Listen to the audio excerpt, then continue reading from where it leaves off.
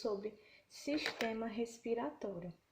Então, o sistema respiratório ele pode ser dividido em duas partes, em vias aéreas e pulmões. Nas vias aéreas, vai estar correspondendo principalmente às regiões onde o ar, o oxigênio, o gás carbônico ele vai estar passando. Por exemplo, primeiramente ele vai passar pela cavidade nasal, que vai seguir pela faringe, laringe e traqueia, chegando nos brônquios. Dentro dos pulmões, vamos ter os bronquíolos e os alvéolos. Então, para acontecer tudo isso, para que o sistema respiratório ele possa acontecer, o que vai acontecer? Uma movimentação, né, das costelas, que elas vão se contrair e expandir a cada vez que a gente inspirar e expirar. E além disso, vai ter um músculo que ele fica nessa região aqui embaixo do pulmão, dos pulmões, que nós chamamos de diafragma, que ele vai ser responsável também nessa questão de inspiração e expiração. Esse músculo que está aqui presente, ele vai expandir e contrair, certo? Então é importante que vocês lembrem que nós podemos ter respiração pulmonar e respiração celular.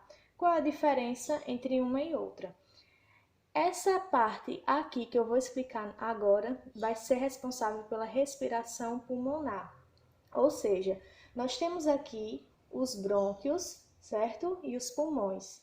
Vai entrar oxigênio entrando nos pulmões e quando chega nos pulmões, nessa região onde vamos encontrar bronquíolos e alvéolos pulmonares, o que vai acontecer?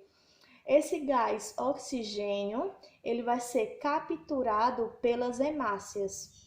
Essas hemácias capturando esse gás oxigênio que está ali presente, vai levar esse gás até as células, certo? Então, esse processo aqui nós chamamos de respiração pulmonar. Quando esse oxigênio ele entra dentro das células, aqui nós podemos chamar de respiração celular, porque aqui dentro as células elas vão começar a pegar aquele oxigênio para ter energia. Depois que elas usam esse oxigênio, elas vão liberar gás carbônico.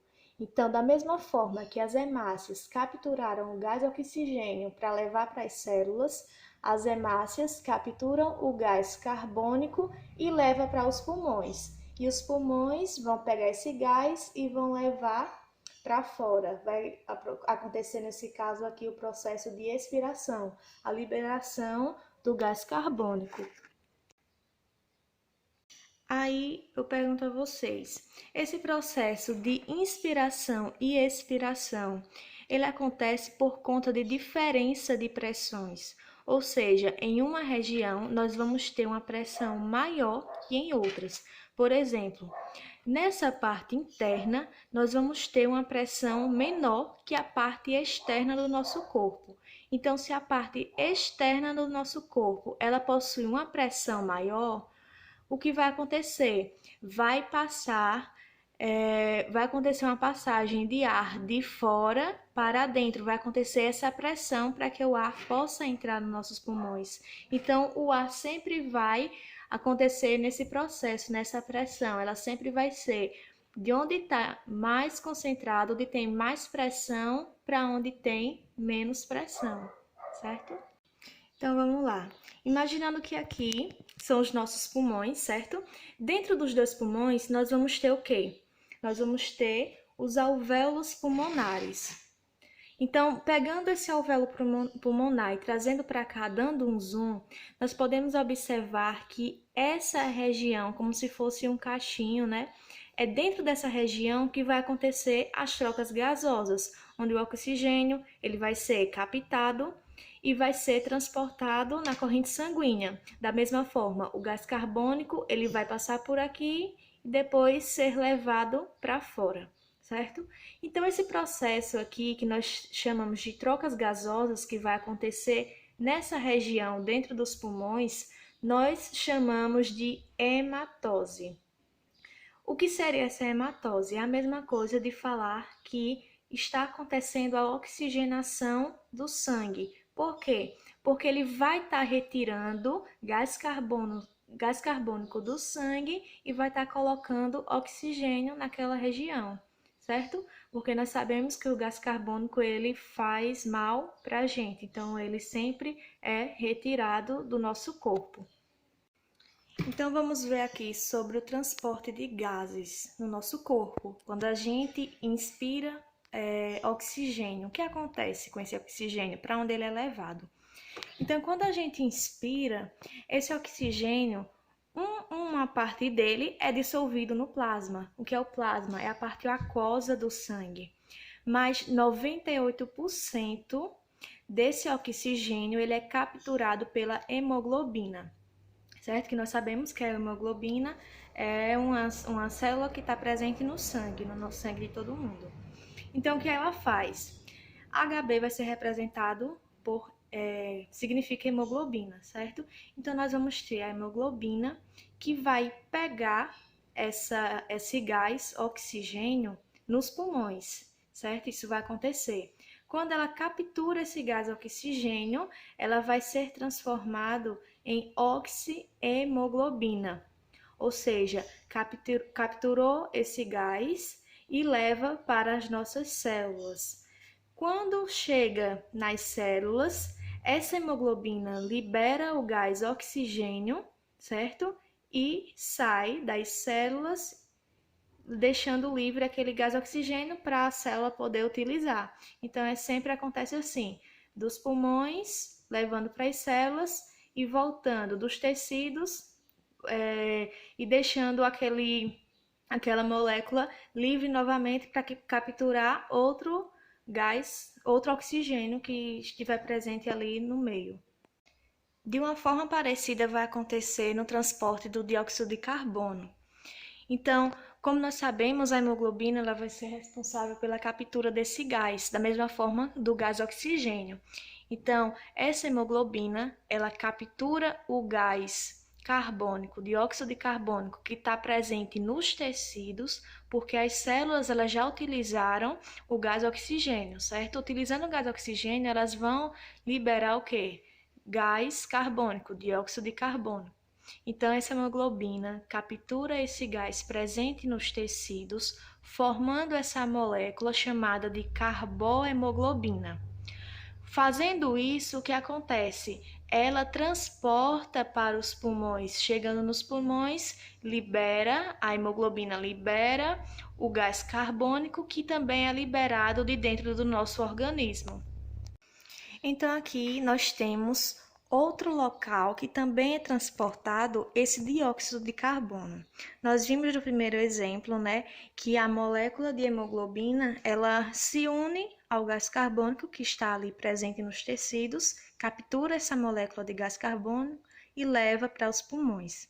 Nesse exemplo aqui, 70% do gás carbônico que está presente ali no nosso organismo, ele é dissolvido no plasma. Então, como eu falei, o plasma é a parte aquosa do nosso sangue. Então, a hemácia, que é outra célula que está presente no nosso sangue, ela captura esse gás carbônico e dentro dela vai acontecer a seguinte reação. Nós temos aqui o gás carbônico que vai se unir à molécula de água, formando esse ácido, o ácido carbônico. Esse ácido aqui ele vai sair da hemácia e vai liberar um íon H+, e um íon HCO3-, que nós chamamos de bicarbonato, certo? Esse H+ aqui ele vai deixar o pH daquela região ácida. E por que isso acontece? Deixando o pH ácido, ele vai estimular o bulbo, que é uma região do nosso cérebro muito importante para a respiração. Por isso, quando alguém está embaixo da água, por exemplo, não consegue ficar muito tempo sem respirar, porque quando a gente prende a nossa respiração, começa a ser liberado várias moléculas desse ácido aqui, estimulando o bulbo. E o bulbo, ele faz com que a gente inspire, certo? Quando a gente inspira, por isso que a gente não consegue ficar tanto tempo embaixo d'água sem respirar, porque a gente acaba tendo uma região muito ácida, estimulando essa região do cérebro que estimula a inspiração, tá certo?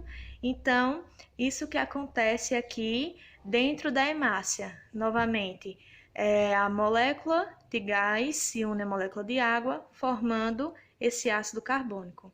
Esse ácido carbônico saindo da hemácia vai liberar o quê? H+ e HCO3-, deixando o ambiente ácido para estimular o bulbo, que está presente numa região do nosso cérebro, para fazer com que a gente possa respirar, certo? E liberar esse gás também da mesma forma. E para finalizar, aqui o último gás, né, para nós usarmos como exemplo, que é o monóxido de carbono. Esse monóxido de carbono, ele é um gás super tóxico para a gente. Por quê?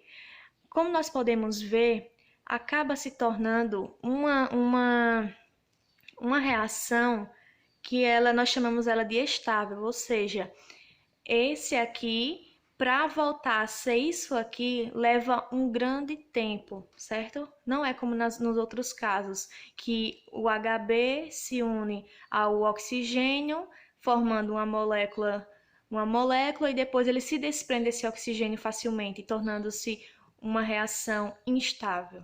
Diferente desse caso aqui.